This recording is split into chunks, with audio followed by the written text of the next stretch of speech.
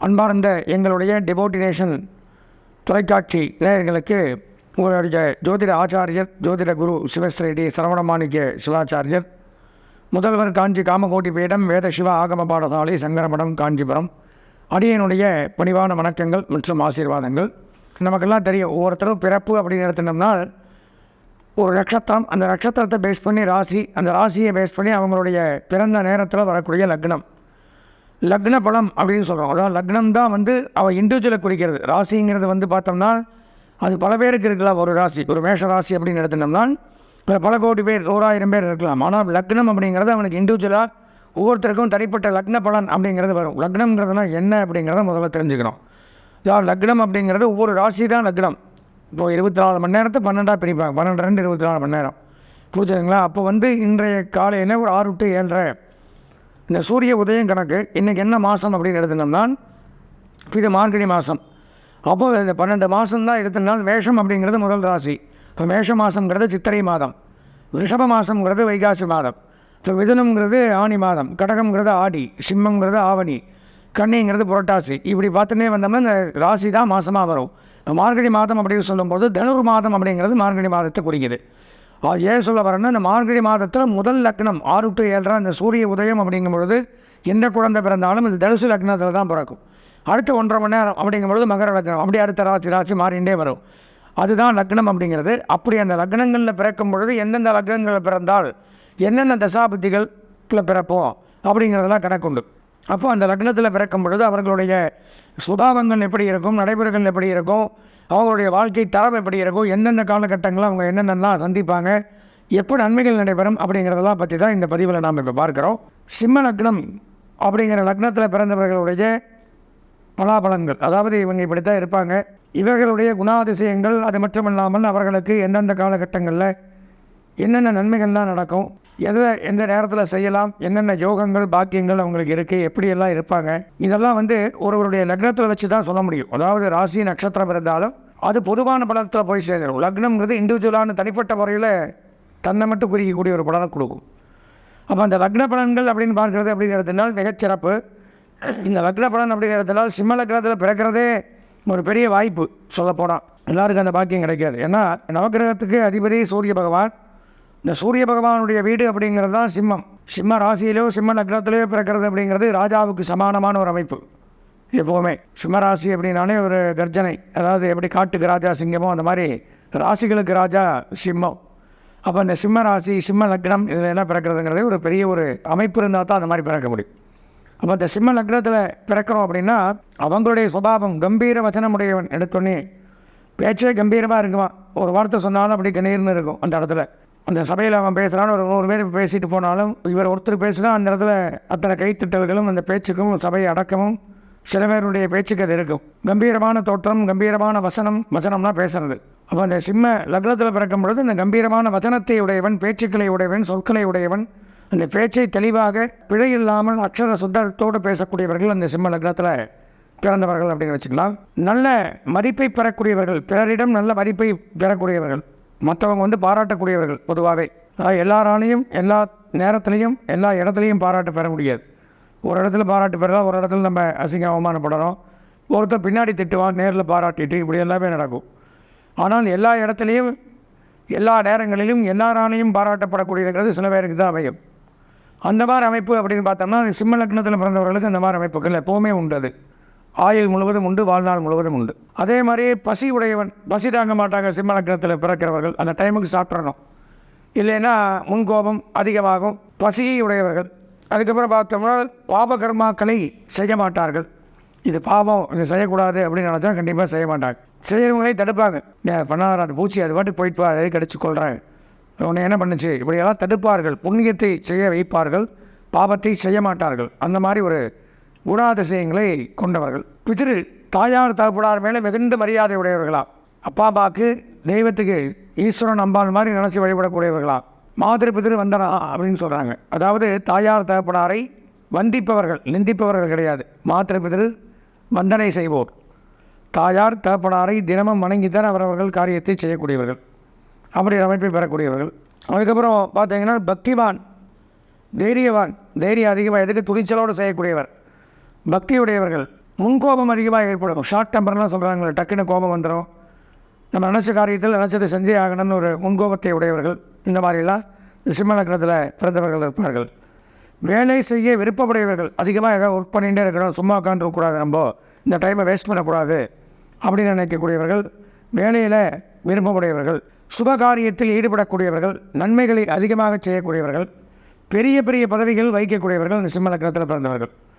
உயர்ந்த மனிதர்களுடைய நட்பை பெறக்கூடியவர்கள். சமுதாயத்தில் பார்த்தோம்னா உயர்ந்த மனிதர்கள், பெரிய மனிதர்கள், இவர்களுடைய நட்பெல்லாம் இந்த சிம்ம லக்னத்தில் பிறந்தால் எளிதாக பெறலாம். யாருமே போக முடியாத இடத்திற்கெல்லாம் கூட இவங்க போயிட்டு வரலாம். அந்த மாதிரி அமைப்பு அப்படிங்கிறது இந்த சிம்ம லக்னத்தில் பிறந்தவர்களுக்கு ஏற்படும். இவர்களுக்கு சுப கிரகங்கள், நல்ல கிரகங்கள் பார்த்ததுன்னா ஒரு 85 வயசு வரைக்கும் ஆயுளோடு இருக்கலாம் அப்படிங்கிறது இந்த புலிப்பாணி சிந்தருடைய வாக்கியம். இதுதான் சிம்ம லக்னத்தில் பிறந்தவர்களுடைய இயற்கையான குணாதிசயம். இதுக்கப்புறம் நம்ம பார்த்தோம்னா, அதாவது சிம்ம லக்னத்தில் பிறப்பவர்களுக்கு அந்தந்த காலங்களில் என்னென்ன நடக்கும், என்னென்ன தசாபதிகள் எப்படி அனுகூலமாக இருக்கும், அந்த காலத்தில் அவங்க எப்படி இருப்பாங்க அப்படிங்கிறத நம்ம பார்க்கணும். சிம்ம லக்னத்தில் பிறந்தோம் அப்படின்னாலே பொதுவாக பார்த்தோம்னா அவருக்கு சூரிய தசை அப்படிங்கிற காலகட்டம் அவருக்கு மிக மிகச் சிறப்பாக இருக்கும். ஏன்னா அவருடைய தசாநாதன், ராசிநாதன், லக்னநாதன் அவருடைய தசை. அப்போ மிகச்சிறப்பு, உயர்ந்த கல்வி, உயர்ந்த பிரதாபங்கள், நன்மதிப்பு, அரசாங்கத்தில் பெரிய பதவிகள், ஒரு ஐஏஎஸ், ஐபிஎஸ், அந்த மாதிரி ஐஎஃப்எஸ், அந்த மாதிரி அமைப்புகள் தான் இவங்க படிக்கவே முடியும். இந்த சிம்ம லக்னம், சிம்ம ராசியில் இருக்கிறவங்களாம் பார்த்தீங்கன்னா ஒரு பெரிய நிர்வாகத்தில் தனக்கே ஒரு டிபார்ட்மெண்ட்டுக்கு ஹெட்டு அப்படி இருக்கலாம். அது அந்த சூரிய தசா காலங்களில் பார்த்தோம்னா மிக மிக நன்மைகள் அதிகமாக இருக்கும். பெரிய பதவிகள் கிடைக்கும். பெரிய பதவியில் ஒரு தோரணையோடு நமக்கு 100 பேர் சுற்றி நிற்கிற மாதிரி, ஒரு 10 பேருக்கு நம்ம சொல்லிக் கொடுக்குற மாதிரி, இந்த மாதிரி பெரிய பதவிகளை வைக்கக்கூடிய ஒரு நேரம் அப்படின்னு வச்சுக்கலாம். இந்த சூரிய தசாபதி காலங்களில் அரசியலில் இருந்தால், அரசியலில் கண்டிப்பாக இருக்கணும். சிம்ம லக்னத்திலேயோ சிம்ம ராசியிலேயோ பிறந்தால் கண்டிப்பாக அரசியல் அப்படிங்கிறது ராஜாங்கம்னு பேர். இப்போ அரசியல்னு சொல்கிறாங்க. அந்த ராஜாங்கத்தில் இருக்கணும். நிர்வாகம், ராஜ நிர்வாகம், நாட்டை நிர்வாகம் பண்ணக்கூடிய அமைப்பு அப்படிங்கிறது ஏற்படும். தேசத்தை பரிபாலனம் பண்ணக்கூடிய யோகம் அப்படிங்கிறது ஏற்படும். அதாவது எல்லாருக்கும் அந்த யோகம் கிடையாது. பிறக்கும் போதே அவன் ராஜா வீட்டு பையன் ராஜாவாக தான் பிறப்பான், அடுத்த ராஜா இவர் தான் அப்படிங்கிற முறையெல்லாம் ஒழிக்கப்பட்டுருச்சு. இப்போல்லாம் இது ஜனநாயகம், யார் வேணாலும் ராஜா ஆகலாம். அவருடைய இப்போ ராஜாவாக இருக்கிறவங்களுடைய உட்பகுதியை பார்த்தீங்கன்னா அவர் எப்படி இருந்தான்னு யாருக்குமே தெரியாது. ஆனால் அந்த யோகம், நான் சொல்கிறது குறிப்பிட்டு சொல்லலை யாரையுமே, யோகங்கள் இருக்கும் பொழுது யார் வேணாலும் அந்த காலகட்டத்தில் அந்த சூரிய புத்தி, சூரிய தசை சிம்ம லக்னத்திற்கு நடக்கும் பொழுது நாம் எங்கேயாவது முக்கில் இருந்தாலும் நம்மளை தூக்கி மேலே உட்கார வச்சிடும். நிறைய பேருக்கு அது நடந்திருக்கு. சில பேர் பேரெல்லாம் நம்ம அப்படி தான் தெரிஞ்சுக்கிறோம். நிறைய பேர் பெரிய பதவியில் இருக்கிறவங்களே யாருன்னே தெரியாது. திடீர்னு அவங்க அந்த இடத்துக்கு வரும்பொழுது அதுக்கப்புறம் தான் அவங்களுடைய பின்னணியே தெரியும். அப்போ அதற்கு காரணங்கள், இப்போ யாரையும் நம்ம அவங்களுக்கு அது யோகம் அந்த மாதிரி நமக்கு இருக்கும். அது இப்போ எப்படி தெரிஞ்சுக்கணும் அப்படின்னு பார்த்தோம்னா, நமக்கு சிம்ம லக்னத்தில் பிறந்திருந்தோம்னா நமக்கு சூரிய திசை காலகட்டத்தில் அந்த யோகம் அப்படிங்கிறது கை கொடுக்கும். ஒரு பெரிய நிர்வாகம், அரசாங்கத்தில் பெரிய பதவிகள், அரசியலில் பெரிய பதவிகள், இந்த மாதிரியெல்லாம் ஏற்படும். தகப்பனாருக்கும் பதவி உயர்வு, சம்பள உயர்வு, பாராட்டுக்கள் இதெல்லாம் ஏற்படும். தகப்பனார் வழி சொத்துக்களில் இருக்கக்கூடிய விவகாரங்கள் விலகும். ஹிருதய சம்பந்தமான நோய் இருந்தால் நிவர்த்தியாகும். யாருக்கு? இந்த சிம்ம லக்னத்தில் இந்த சூரிய திசை நடக்கக்கூடிய காலகட்டத்தில்.